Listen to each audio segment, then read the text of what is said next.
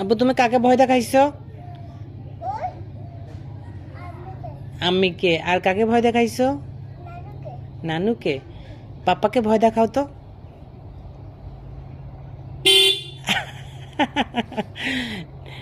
তুমি নিজে নিজে ভয় পাও আব্বু? পানিকে ভয় দেখাবা? পানিতে কি আছে? পিস আছে, পিসকে ভয় দেখাবা? আচ্ছা ঠিক আছে, দেখাও। পিস ভয় পাইছে, তুমি পাও নাই? বাইক থেকে নামে যাও। নামবা? কেন, বাইক কার? আমার?